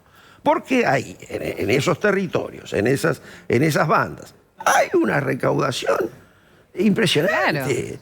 Claro. Bueno, Jorge, también con esas bandas hay una regulación policial en general de este tipo de delitos, donde se van abriendo algunas ventanillas y otras se van cerrando según el momento. Pero da la sensación de que lo que pasó ayer se le fue un poco de las manos a todos. Sí. Los punteros estaban bastante desorientados en algunos distritos sobre lo que estaba ocurriendo. Los intendentes en un primer momento estaban desorientados, ¿no? Algunos salieron, de hecho, a sacar comunicados diciendo total normalidad en mi distrito y 2 horas después estaban saqueando un negocio en su municipio. ¿A qué lo atribuís esto? No, yo creo que la idea de puntero, la idea de referente territorial está totalmente dibujada y eso es una de las cosas que agrava la anomia y que genera los peligros distópicos que si se replican pueden llegar a producir consecuencias muy graves. Hoy por hoy es la propia sociedad la que genera los reaseguros o la que genera algo así como los anticuerpos, como para tratar de retener un poco para tratar de evitar esto. Son las religiones, básicamente. Los cultos evangélicos, los clubes deportivos. Ahora, ahí uno ve los referentes, no el viejo referente territorial. Eso se ha diluido, entre otras cosas, por los movimientos sociales, en fin. Pero ¿Milei tiene presencia en esos lugares? Bueno, tiene presencia indirecta. Claro. Porque hay muchos ¿cómo? concejales que vienen del peronismo y que han sido, que compraron los cargos. Ahora, yo no creo bajo ningún punto de vista que Milei esté detrás de todo eso. Yo creo que es un delirio absoluto, ¿no? Pensar que Milei... Jorge, y usted que conoce tanto ese conurbano, ¿le llama la atención esto de que haya sido de alguna manera sectorial todo el conflicto, que no haya tomado la zona sur del Gran Buenos Aires? No, en Lomas hubo un episodio. Hay en algunas... Sí, eso es lo que la sotopolítica. No se puede saber qué es lo que circula en las cloacas del poder y quién es quién y quién está tratando de motorizar cosas. Lo que decía Barbano recién. Todo es significativo, pero como estamos ante una anomia también política, ¿no? Porque en un país normal, ¿qué es lo que tiene que hacer la política frente a un episodio así? Bueno, juntarse todos para ver cómo resolvemos esto. Hacen todo lo contrario. Todo lo contrario. Entonces la distopía de abajo se refleja en la de arriba. Y te hago una pregunta, Jorge, en tu opinión. ¿Por qué no se hizo, por ejemplo, un despliegue de fuerzas federales ante lo que ocurrió? Porque en 2001 fue la reacción que de alguna manera aplacó todo. Poner a los gendarmes en la calle, poner presencia de Policía Federal. Hoy Aníbal Fernández dijo, voy a hacer un comando conjunto, pero no puso los fierros en la calle. ¿Por qué te parece que... Porque es un gobierno anómico, donde no se sabe dónde está el poder. Y es una oposición anómica también. Ahora, independientemente, vamos al gobierno este. ¿Quién manda? ¿El presidente? ¿La vicepresidenta, que hemos visto todos sus movimientos y... ¿no? El ministro de Economía, superministro. Entonces, es un gobierno anómico. Ahora, esto está en la matriz de esto que fue el vicepresidencialismo. Se sabía que esto no iba a funcionar. Lo que nadie pensó que iba a funcionar tan mal. Nadie pensó, que Alberto Fernández iba a exhibir semejante debilidad política. Uno creía que era una persona con más carácter. Verdaderamente esto es asombroso. Ahora, también genera un gran interrogante a futuro. ¿Con qué nos podemos encontrar? Porque como los personajes acá mutan, uno no sabe qué es lo que va a pasar. Y tampoco sabemos qué va a pasar con esos chicos que hoy hacen eso que están haciendo. ¿Qué futuro tenemos con esos chicos? No, por supuesto. Ahí tiene que haber una incisiva acción resocializadora por el Estado. ¿Estamos a tiempo? Y siempre se está a tiempo. Ahora, cuanto más tiempo se pierda, más chicos mueren. Vos vas a cualquier cementerio público de Gran Buenos Aires y el 50% es gente que no llega a los 30 años. 50 o 60%. Esperá porque estás dando... Terrible. Esperen un poquito porque hace rato... Tenés digerido ese tema, claro. Hace rato que no escucho un dato así. Tiempo. Sí. Por favor, repetí. Es una investigación que hicimos con Gabriel Levinas hace ya unos cuantos años atrás y que salió publicado en La Nación. La mayor parte de los chicos de los cementerios públicos son cementerios de pobres. Olvídate de ese carácter universal como las escuelas, las plazas, los hospitales. Hoy son cementerios de pobres. Ahora, vos ves un cambio hasta en la ornamentación, en fin, que tiene que ver con el hecho de que la mayor parte son gente muy joven, porque el joven marginal tiene un horizonte, como mucho llega a los 30 años, entre otras cosas por el efecto diabólico del Paco y de los consumos y de los conflictos entre ellos. Y una mueren concepción decenas. de voy a ir a 200 kilómetros por hora en mi vida porque sé que voy a vivir poco, pero lo voy a vivir fuerte e intenso. Totalmente. Y también con muchas drogas, digamos, con todo ese deterioro. Pero ustedes hicieron una investigación, ¿se metieron en cementerios a ver esto? Fuimos. Yo hace muchos años que vengo trabajando esto de los cementerios. Yo tengo parientes sepultados en el cementerio de Lomas y vos ves que hay un cambio incluso social. ¿Y cómo son las tumbas de los pibes jóvenes? Mirá, tenés por de pronto, ornamentación, han desaparecido los símbolos religiosos. Hoy por hoy son los clubes de fútbol. No hay tumba que no esté pintada de acuerdo a un color de fútbol. Y después está la foto, está la moto, está el porro, la botella de vino, de cerveza. Vos ves, por ejemplo, los entierros que ocurren varias veces al día, donde entran todos en banda, en motos, tomando bebidas. Después aparecen los homenajes durante las primeras semanas, donde van cientos, ponen música a todo lo que da, porque aparte esto también tiene que ver con un concepto distinto de la vida y de la muerte. Se cree que son dos estados contiguos, por eso esta gente es muy religiosa. Creen en San la Muerte, creen en las umbandas, en el gauchito. Y por eso tiene hasta algo, si vos querés, y aunque suene raro, festivo. Totalmente. Ese encuentro en el cementerio alrededor de esa tumba. Claro, porque es la persona que transitó de un estado a otro, pero que está ahora y que está protegiendo a la banda. Es una cosa asombrosa, ¿no? Muy bien. Jorge, muchísimas gracias por haber venido. En instantes, en un ratito, vamos a estar hablando con Patricia Bullrich, que es ya candidata presidencial, oficialmente por Juntos por el Cambio. En estos días complejos, venimos hablando con Jorge Osona, pero durante todo el programa, de estos saqueos, al menos 150 puntos de saqueos en la provincia de Buenos Aires. ¿Cuál es la hipótesis? ¿Cómo es la prevención? ¿Qué se podría haber hecho y no se hizo? ¿Qué se podría hacer? Y también de la cuestión económica. Piensen ustedes que hay dos grandes preocupaciones de los argentinos: la inseguridad y la economía, básicamente la inflación. Sobre eso y más vamos a estar hablando con Patricia Bullrich. Quiero volver a un tema, darle una vuelta más, solo una vuelta más a la ley de alquileres, que tiene media sanción no porque se derogó, sino porque se modificaron la oposición junto con unos acuerdos con varias oposiciones, lograron derogar 2 artículos básicos y ahora tiene que pasar por el Senado. Si se aprueba esto en el Senado, queda sustancialmente modificada aquella ley tan mala de alquileres y se haría, en teoría, se formularía una mucho más funcional. ¿Cuáles son los efectos de la ley vigente? Está con nosotros Damián Dipache. ¿Cómo estás? ¿Cómo estás, Diego? ¿Cómo les va a todos? Bien. ¿Qué trajiste con respecto a la ley de alquileres? Bueno, datos de cuánto es el punto de partida, porque efectivamente vos decís, bueno, si se aprueba en el Senado, que es un análisis político que no me corresponde a mí, quizás le corresponde más a Pablo, ¿no? Pero si se aprueba en el Senado. Pero la realidad que de ahí es que se apruebe, de ahí que se reglamente, la situación está muy crítica. Pero muy crítica. La realidad que hay barrios, Diego, donde el alquiler es 0. O sea, ¿cuánto es la oferta de alquiler? 0. O sea, no podés prescindir, digamos, de salir de la casa de tu familia o no renovar el contrato donde estás porque no vas a conseguir otra vivienda. Yo ahí le pasé a Maxi un mapa de cuánto son la cantidad de alquileres en los diferentes barrios. Mirá, ahí lo ven los televidentes. Sí. Fíjense que hay barrios donde efectivamente la oferta es 0. Lo que ven ahí rojo es Recoleta, Palermo, Puerto Madero y Belgrano.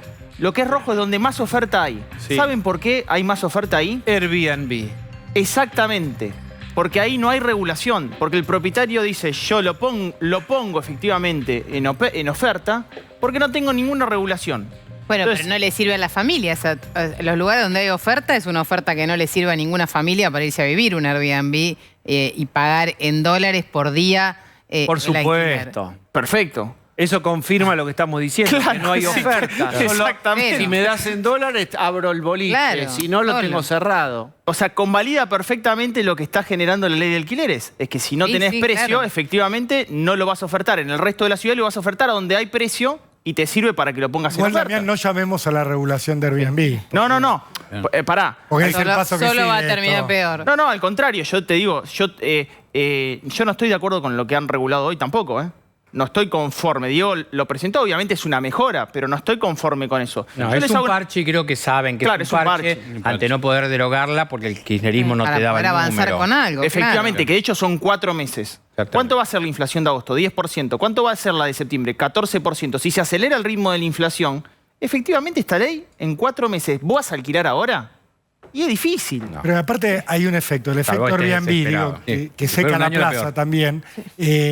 Los cálculos son que con un departamento en Recoleta, 3 ambientes, pueden levantar $1.500 por mes. El Claro. propietario. ¿Qué ley de alquileres te hace volver a el inquilino fijo, el alquiler en pesos, a una situación donde si no te pagan no desalojás. Digo, eso también me parece que complica mucho. Bueno, pero podría migrar, Por más ley que haya. el que está en Belgrano podría ir a Villa Crespo, ¿me entendés? O podría ir a otro barrio cercano si hubiese oferta de alquileres, si efectivamente está cambiándose la composición geográfica, como le pasa a cualquiera. Uno va quizás a un barrio más barato, pasa en cualquier lugar del mundo esto, y bueno, así sucede. Ahora, ¿qué es lo que efectivamente está pasando hoy?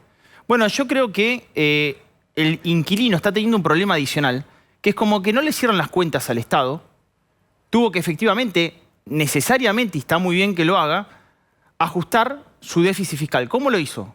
Indexando precios y subiendo, eliminando subsidios, por ejemplo, tarifas de servicios. ¿Qué está pegando hoy en las expensas? Entonces no es solamente el problema del alquiler. Mira, los aumentos de las expensas, los valores en promedio de los copropietarios en Cava están entre 30.000 y 50.000 pesos, promedio de las expensas. En provincia de Buenos Aires es de 40.000 pesos. Pero ¿podés decir cuánto aumentó en porcentaje? Porque ahí hay un sindicato fuerte que afecta directamente el valor de las expensas. Bueno, está bien, pero ese es el sindicato, digamos, de encargados de edificios. Sí. Pero además te subió el agua en común, la energía en común. Todos los servicios, todos los proveedores. Y va a seguir subiendo. Y efectivamente también el sueldo del encargado de edificio, efectivamente. Bueno, ¿cuál es la otra situación que el Estado no resuelve? Vos fíjate qué interesante. Hay un informe del Colegio de Propietarios Inmobiliarios que dice, bueno, aquello que un tipo que laburó toda su vida quiso lograr es que como sabía que el Estado le iba a dar una pésima jubilación y que encima le iba a pensar que era rico si tenía 2 salarios mínimos vital y móvil o 2 jubilaciones mínimas, pensaba que era rico por lo cual no le da un bono, ese tipo se compró un departamento, que es el que lo alquila, que es el jubilado. Bueno, en los propietarios, el 81% son mayores de 65 años. Le están sacando la guita también, le están generando un quilombo a aquellos que sabía que el Estado los iba a fallar y le volvió a fallar cuando lo reguló y efectivamente... ¿Podés repetir cuánto por ciento es de qué edad? Fuente, Colegio Profesional Inmobiliario, el 81% de los propietarios de la oferta en alquiler son mayores de 65 años. 8 de cada 10 departamentos o casas en alquiler es más 65. Y es fácil porque hace 30 años el famoso ladrillo. Claro, pero por supuesto. Esa es la concepción. La generación que viene después de eso difícilmente se puede comprar una casa. Imagínate que se compre una casa para Argentina es la hipérbole de todos los fenómenos malos que pasan. Esto es mundial, el fenómeno que las nuevas generaciones no pueden acceder a vivienda propia. Pero en Argentina, por supuesto, donde no hay refugio en la moneda y hay tan poco refugio, el ladrillo lo solía hacer o pretende serlo. Entonces, todo es inaccesible para los jóvenes casi llegar a departamento. Bueno, pegaste en el clavo, parece que sabías que iba a seguir por ahí. A ver. El otro dato es que los monoambientes, el 76% son inquilinos menores de 30 años. Ahí está. Que son los que no tienen laburo o los que se quieren rajar de este país, ¿me entendés? O sea que efectivamente le generaste quilombo a 2 tipos. Aquel que dijo, che, el día de mañana yo sé que no voy a cobrar nada, quiero tener mi renta. Y al chico que efectivamente no puede porque no tiene crédito hipotecario, también está pagando más caro el alquiler. Son datos muy interesantes para ver efectivamente lo que está pasando. Te voy a sumar otro dato más, que tiene que ver con cuánto aumentaron en los alquileres desde la sanción de la ley, pero no los que por la fórmula. Es decir, un tipo que hizo el nuevo contrato a 3 años después de que se sancionó la ley, claro, quiso sobreajustar el precio porque sabía que efectivamente esta ley se le iba a poner. Bueno, en Villa Urquiza, en el acumulado, ponele que alquilaste en agosto-septiembre del 2020, aumentó 854%. Wow. Frente a una inflación acumulada de 464% en ese mismo periodo. Esta semana se habló del saqueo. Yo creo que hubo 2 saqueos en esta ley. 2 saqueos. Un saqueo que la política no le solucionó, ni al inquilino ni al propietario. Y los mandó a pelear en un ring, que es la inflación. Si no hubiese inflación no había necesidad de indexación de precio alguno. Primer saqueo. La otra es que no le diste crédito hipotecario al inquilino, le saqueaste la posibilidad de tener crédito. Y la otra, al propietario, lo saqueaste por la inflación y lo saqueaste porque efectivamente le tomaste la propiedad o le regulaste la propiedad. Quiero cerrarte con estas frases, yo sé que me vas a dejar.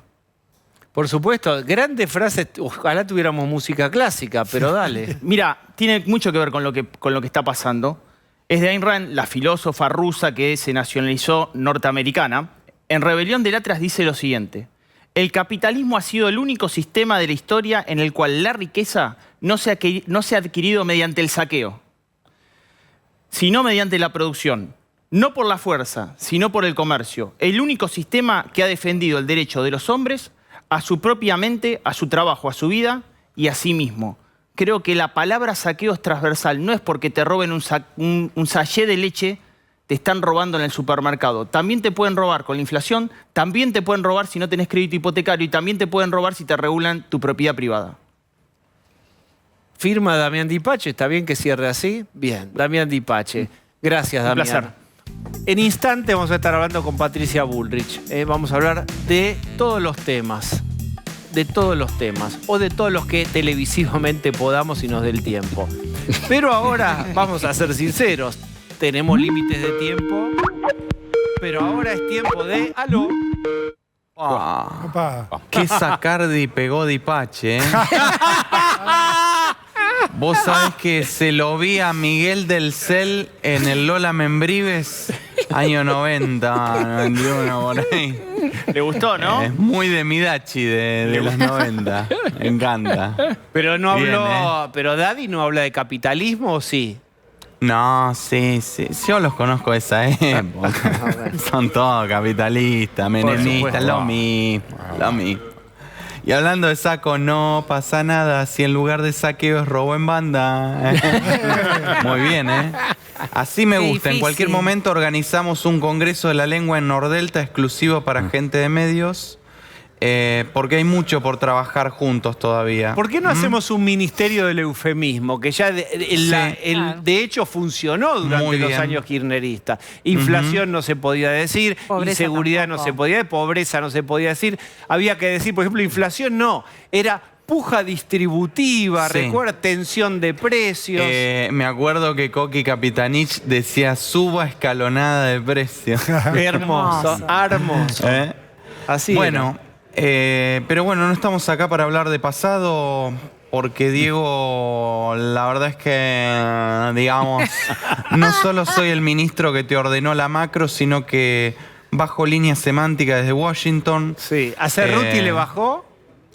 Bueno, se está ocupando ahora el petizo Marijuán. Muy bien, rápido, ¿eh? Amigo de la casa, claro. Es amigo de la casa, Marijuán. Es un WhatsApp y ¡pac! Claro. Actúa. Bien. Está a tiro de WhatsApp, se dice así. Está a tiro de WhatsApp. Rápido ahí. Bueno. Limpió una causa Cristina, ahora esto, taca. ¿Viste? Bueno.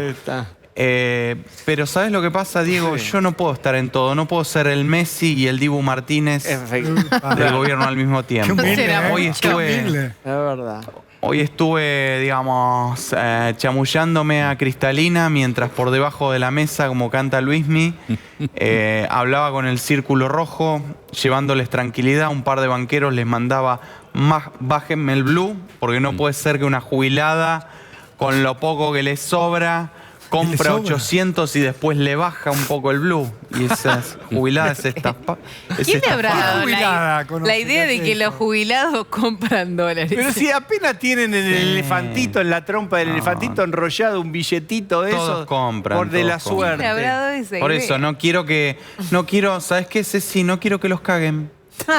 Es para protegerlos. Es cierto. Es para proteger, es así. Igual subió pero hoy bueno, el blue, ¿eh? Subió unos mangos el blue. 7.35, sí. Ay, no, el free shop, la puta madre. No, pero eso es el negro. Usted pagará en blanco, imagino. Pero bueno, a ver, no, digamos, ustedes saben que yo soy como... La pregunta es, viste que siempre pasa así, ¿de quién es esto que le sostienen este dólar? ¿De quién? Si tirás de este piolín, ¿quién sale del otro lado? Porque no se... Adelante, sigamos con los temas. Bueno, dale. sí. No, estuve a full hoy. Sacame este graph, poneme este graph. Al crack de Tombo le mandé aprobame esta importación que es para un gomía. Sí, bueno, yo soy como la bandera de Japón. Si no fuera por el círculo rojo, ni me reconoces. Estaría diciendo, me rindo. Esa es buena. Sí. Paténtela. No, lo que sí bajen la ansiedad porque ya tienen Telecom, ¿Qué otra cosa me van a pedir, chingüengüencha? Ya la tienen toda. Yo le quiero decir una cosa. Sí. Usted, si la inflación sigue así, puede decir si Amofori de la Copa. No pasa nada. Hablemos de lo importante. Conseguí 7.500 palos verdes, lechuguita, rúcula. Y a ver, ¿ustedes cuántos dólares consiguieron tirando mala onda? Ninguno. Está bien. ¿Y cuántos dólares consiguió Bazán rezongando con Fernando Iglesias? ¿Qué hizo por la Sergio patria? 1, No, claro, ¿qué solo hizo una por- vuelta más 0. Al ángulo. ¿Qué más? Fideo Di Tampoco María. debo nada. Next. Claro. Tampoco debo Next. nada. No habíamos Perdón. ganado cuenta nosotros. Vosotros, Next. vosotros los peronistas tenían disciplinamiento social. No. Ni les quedó. Ni les Hoy quedó. dimos un pequeño paso para el hombre, pero un gran paso en la administración de la hipoteca que Macri le dejó a la Argentina. Claro. Porque el que nos trajo al fondo fue el tío Vago. ¿Quién? El padrino de Milei. ¿Viste? Pero basta de quejas, yo no vine a quejarme de la herencia recibida, yo vine a cambiar las cosas. Bien. Bueno, muy Voy bien. a frenar el contador de pobres conmigo. Vuelven el asado, los alquileres accesibles y bueno. Igual le agradezco Pero al ya León que ¿cómo estuvo muy conmigo colaborativo con el fondo, no así los economistas de Juntos por el tipo de cambio. Bueno. Escuche, no quiero Sí. hacerlo doler, es una intervención breve, es una intervención A de... si- ¿Qué pasa? Usted perdió Tigre. Hay que volver a casa.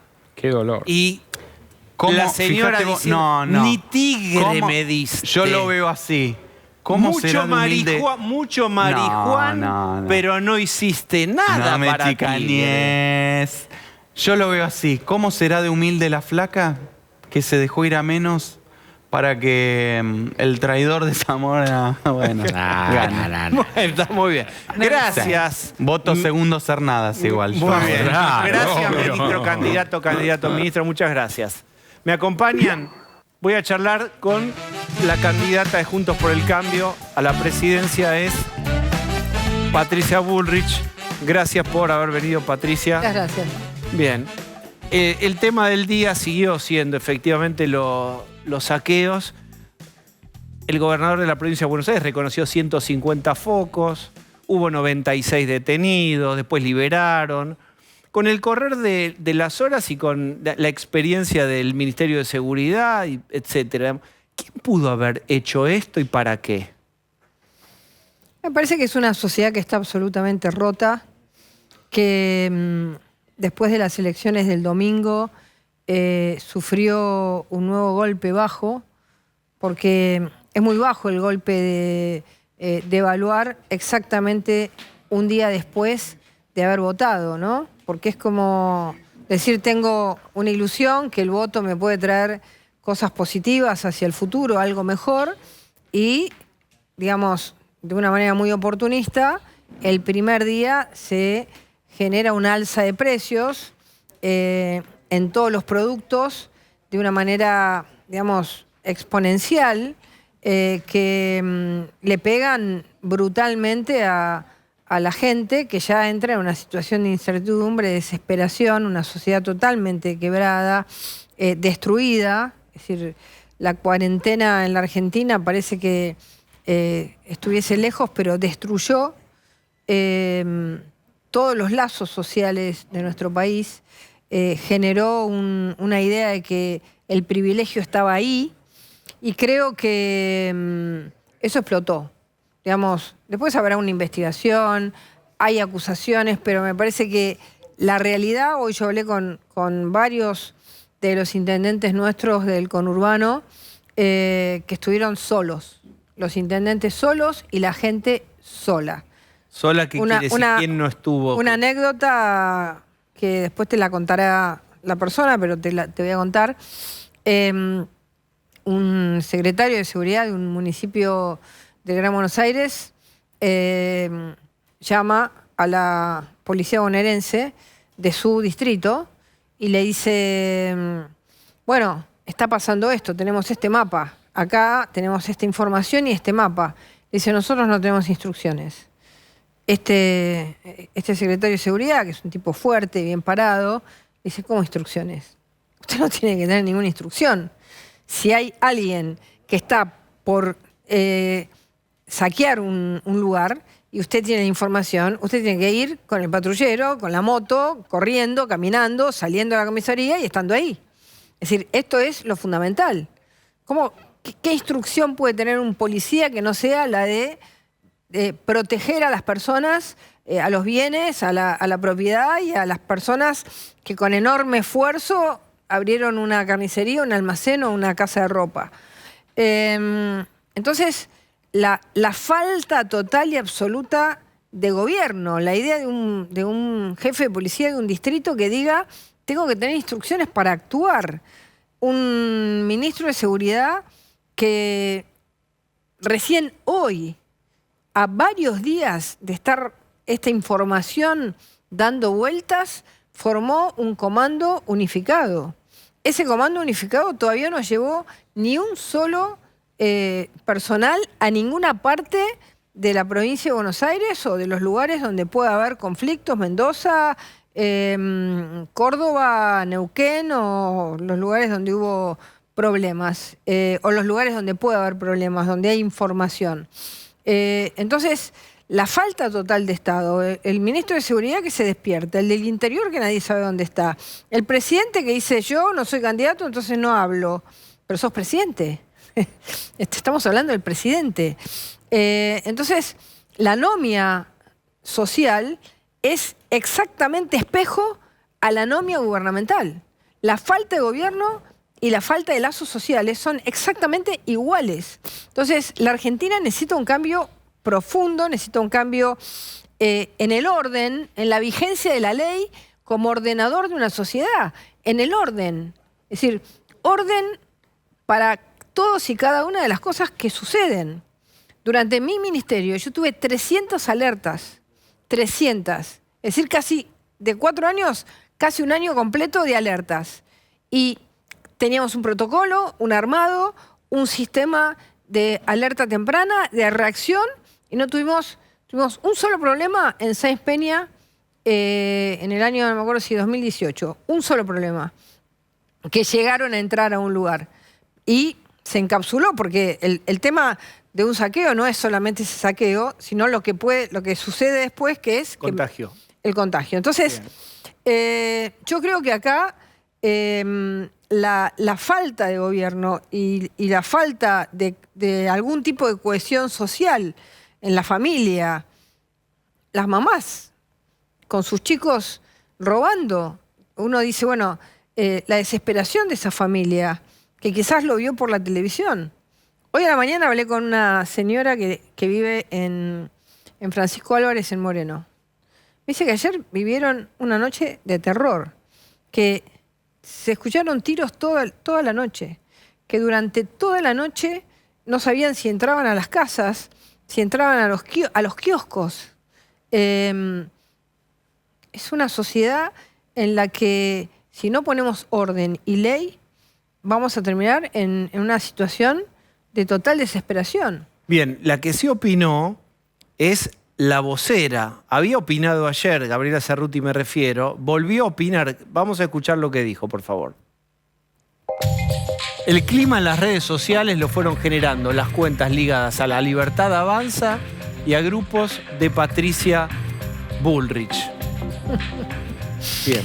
La verdad es que, a ver, es increíble cómo un gobierno que no hace nada, que no es gobierno, que es un desgobierno, encuentra rápido sus enemigos. Pero yo diría que hace 8 o 10 años esto tenía algún tipo de, digamos, de relato creíble, ¿no? Sir Kirchner decía, este es el enemigo, y había un grupo de gente que le creía, ¿no?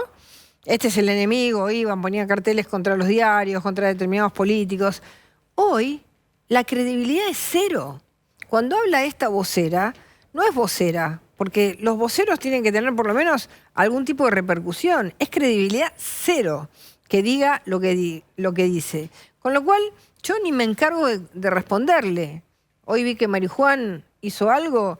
Bueno, a ver, es muy fácil esto, ¿eh? es muy fácil. Es analizar quiénes son las personas que estuvieron, las personas que...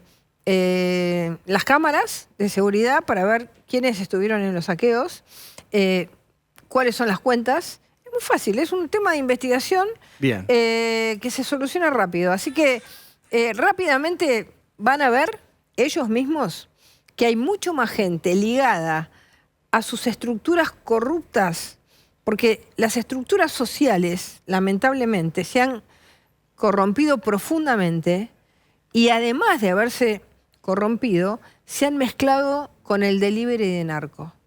Y esa mezcla es explosiva en la sociedad. ¿Quiénes son sus estructuras sociales? Para sintetizar. Digamos, si uno tiene una estructura social, no es el jefe, no es el chino, dentro del peronismo, no es el chino Navarro, no es el chino Navarro, pero abajo, digamos, el que está en el barrio, ese, digamos, comienza a mezclar intereses. Ahí está, claro. Bien, Pablo de León.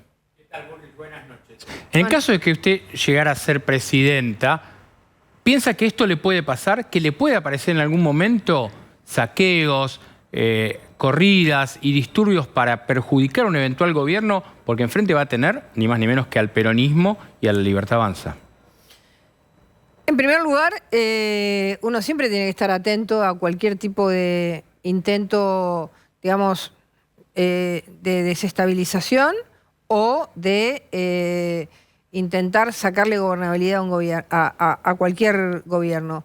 Ahora, en mi caso, yo ya tengo la experiencia. Yo estuve 4 años en el Ministerio de Seguridad en una situación donde teníamos al peronismo, al kirchnerismo enfrente, con 300 intentos de avisos de que iba a haber saqueos y no tuvimos. Así que yo estoy probada que sé exactamente qué le diría al ministro de Seguridad y a los ministros de Seguridad del país, cómo es el protocolo y el mecanismo para que esto no suceda. Vos mencionaste ayer en el programa Somos Buenos la hipótesis o la sugerencia o de estado de sitio. ¿Lo sostenés?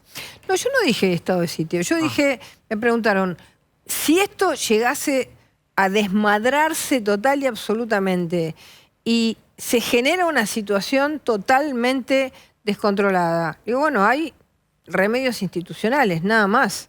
¿Es el momento de hacerlo? No. Bien. No. Ley de alquileres. Hoy pasó lo siguiente, derogación total no, derogación parcial de 2 artículos clave y acá viene el tema. Los diputados de Milei no acompañaron, no votaron lo que votó Juntos por el Cambio. Dijeron en su argumentación, si no se deroga toda, esto no sirve. ¿Qué pensás de que votaron en definitiva igual que el kirchnerismo? No, nosotros lo que hicimos hoy fue votar para generar un remedio mejor que el que tenemos hoy para curar un problema muy profundo. El problema profundo no es la ley de alquileres. El problema profundo es que la Argentina no tiene crédito. Correcto. Y toda la gente que tendría que poder comprar su vivienda no la compra. Pero yo te pregunto en función de una hipotética coincidencia parlamentaria en proyectos, afinidad de estos diputados. El kirchnerismo no votó con nosotros.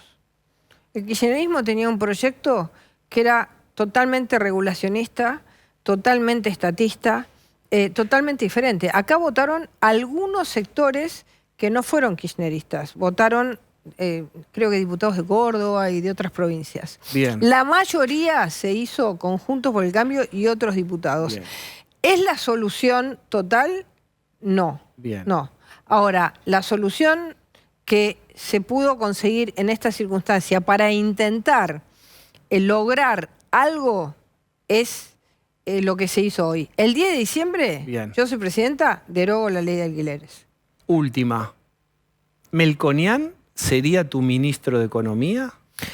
Es un tema que estamos discutiendo, todavía no lo tenemos decidido. Yo ya he dicho que tengo 2 personas que preferencialmente son las que trabajan conmigo en economía, que son Melconian y Laspina. ¿Entre ellos 2 está el ministro de viernes, Economía tuyo, puede hipotético? Ser, puede ser, sí.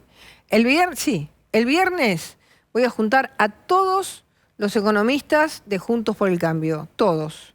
Levi Yeyati, Alfonso Pratgay, que justo está afuera, pero va a estar por Zoom, Ariel Korenberg, bueno, un montón de economistas que se van a juntar para trabajar todos juntos en esta campaña y sobre todo en la explicación profunda de cuáles son las medidas que nosotros vamos a tomar en nuestro gobierno, con La Spina como coordinador. Bien, entre ellos dos va a estar. Muchas gracias. Muchas gracias. Vamos a hacer una tanda, por favor. Tramo final. Nos quedamos pensando acerca del Ministerio de Economía, de un hipotético gobierno de Patricia Bullrich, y efectivamente ahí mencionó, quedó una final, quedó planteada una final entre La Spina y Melconian. ¿Qué opinan ustedes, damas y caballeros? Yo creo que esa final se va a definir con un ministro de Economía, que va a ser Carlos Melconian, básicamente porque él tiene, y es el que más ha trabajado la idea del bimonetarismo, que es con lo que se va a atacar de manera directa la propuesta de dolarización. Más concreta, más aplicable, más razonable y más fácil de entender para todo el mundo. Luciano La Spina seguro que va a tener un rol clave en el gobierno de Patricia Bullrich porque la acompañó hasta acá y es un técnico que además se valoran entre ellos. Sí, ¿no? y le tiene mucha confianza también, pareciera, Patricia Bullrich. Sí, coincido con Cecilia Buffet. Para mí el elegido va a ser Melconian, porque aparte en estos momentos con un Milei que te plantea un debate económico, que va a estar en el debate presidencial, el tema de la economía, ella va a necesitar un hombre, y lo digo respetuosamente, con un stand-up, con una presencia, con una discusión, con la discusión de Berretalandia, vehemente, que sí se lo puede hacer Carlos Melconian, más allá que La Spina, como ella lo dijo claramente, es mi coordinador. Atentos al rol Banco Central o el que le toque a La Spina en un eventual gobierno. ¿Por qué no dicen Porque ya? quedan 2 meses de campaña. Ellos evalúan que Milei está muy arriba del ring a 2 meses. Sí. Muy bien, hemos llegado al final. Gracias por acompañarnos. Ahora a 2 voces. Hasta mañana.